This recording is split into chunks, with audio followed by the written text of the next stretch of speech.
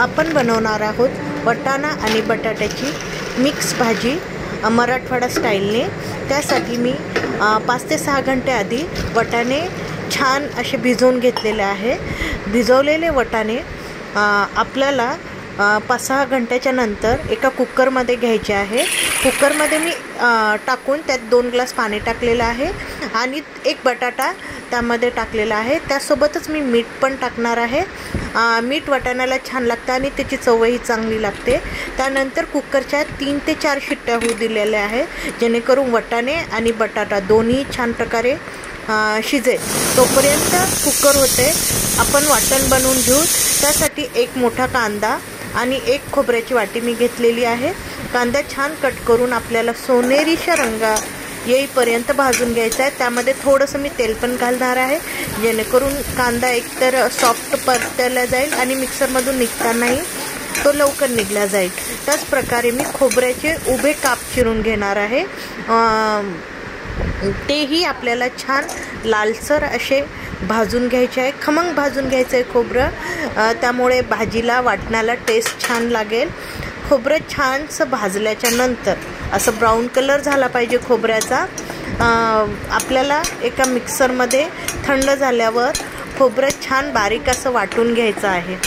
खोबरं छान परतत आहे तोपर्यंत मी एक टमाटरही कापून घेणार आहे। टमाटर याच्यासाठी की टमाट्याने भाजीची चव आणखीनच छान लागेल। मी त्याची प्युरी नाही बनवणार आहे, चिरूनच घेणार आहे बारीकसं। त्यानंतर खोबरं आपलं बघा मस्त भाजलेलं आहे, मी त्याचं असं छान वाटण बनवलेलं आहे। तसंच आपल्याला कांदा, अद्रक, लसूण याचं पण छान वाटण वेगवेगळं बनवून घ्यायचं आहे, जेणेकरून ते पूर्ण असं बारीकसं होईल। बघा आपलं वाटण किती छान झालेलं आहे। त्यानंतर मी एका कढईमध्ये 4 ते 5 पळ्या तेल घालणार आहे, एक तेजपत्ता आणि जिरे घालणार आहे। बघा मी तोपर्यंत कुकर असं काढून घेतलेलं आहे। वाटाणे आपले छान प्रकारे शिजलेले आहे आणि बटाटाही छान शिजलेला आहे। बघा सॉफ्ट झालेले आहेत आपले वाटाणे। त्यानंतर त्या कढईमध्ये आपल्याला ना तेजपत्ता आणि जिरे घातल्याच्या नंतर आपण जे वाटण बनवलेलं आहे तेही घालून घ्यायचं आहे आणि त्याला छान प्रकारे हलवायचं आहे। हे चिरलेलं एक टमाटर पण आपल्याला त्यामध्ये घालायचं आहे आणि त्याला छान असं ना तेल सुटेपर्यंत भाजून घ्यायचं आहे। ही भाजी खायला भातासोबत चपातीसोबत एकदम भन्नाट लागणार आहे। टमाटरही मी टाकून घेतलेला आहे। आता यामध्ये आपल्याला मसाले घालायचे आहेत। त्यामध्ये लाल तिखट, आपल्याला कांदा लसूण मसाला, गरम मसाला, हळद पावडर, जिरे पावडर आणि याला छान हलवून घ्यायचं आहे। लक्ष ठेवा आपण आधी मीठ घातलेलं होतं, त्यामुळे आता परत मीठ आपल्याला यामध्ये घालायचं नाही आहे। आणि हे छान असं तेल सुटेपर्यंत आपण परतून घेतलेलं आहे आणि उकडून ठेवलेले वाटाणे आपल्याला यामध्ये घालून घ्यायचा आहे।